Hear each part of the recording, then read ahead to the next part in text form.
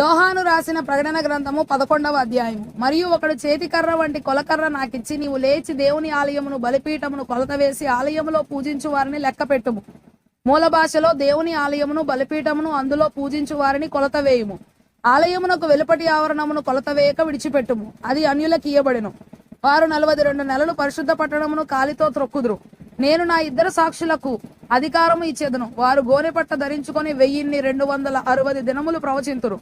వీరు భూలోకమునకు ప్రభువైన వాని ఎదుట నిలుచుచున్న 2 ఒలీవ చెట్లను దీపస్తంభములునై ఉన్నారు. ఎవడైనను వారికి హాని చేయను ఉద్దేశించిన ఎడల వారి నోట నుండి అగ్ని బయలు వెడలి వారి శత్రువులను దహించి వేయును.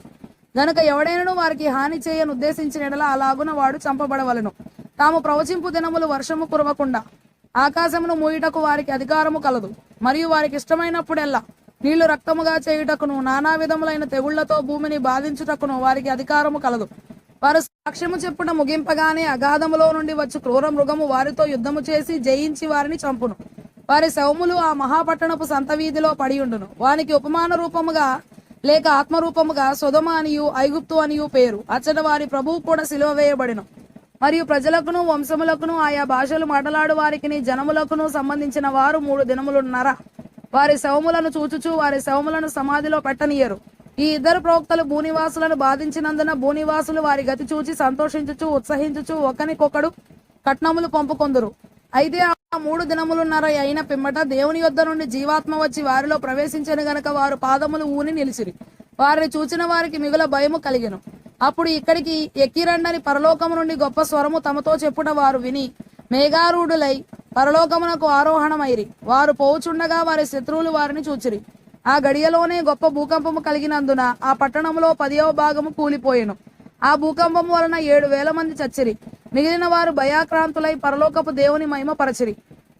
2వ శ్రమ గతించెను. ఇదిగో 3వ శ్రమ త్వరగా వచ్చుచున్నది. 7వ దూత బూర ఊదినప్పుడు పరలోకములో గొప్ప శబ్దములు పుట్టెను.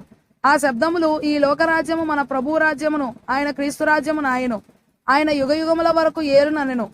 అంతటా దేవుని ఎదుట సింహాసనాసీనులకు ఆ 24 పెద్దలు సాష్టాంగపడి దేవునికి నమస్కారము చేసి, వర్తమాన భూత కాలములలో ఉండు దేవుడవైన ప్రభువా, సర్వాధికారి, నీవు నీ మహాబలమును స్వీకరించి ఏలుచున్నావు గనక మేము నీకు కృతజ్ఞతాస్తుతులు చెల్లించుచున్నాము. జనములు కోపగించినందున నీకు కోపము వచ్చెను. మృతులు తీర్పు పొందుటకును నీ దాసులకు ప్రవక్తలకును పరిశుద్ధులకును నీ నామమునకు భయపడు వారికి తగిన ఫలమునిచ్చుటకును గొప్పవారేమి కొద్దివారేమి భూమిని నశింపజేయు వారిని నశింపజేయుటకును సమయము వచ్చి ఉన్నదని చెప్పిరి.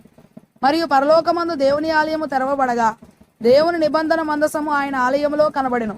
అప్పుడు మెరుపులను, ధ్వనులను, ఉరుములను, భూకంపమును, గొప్ప వడగండ్లను పుట్టెను.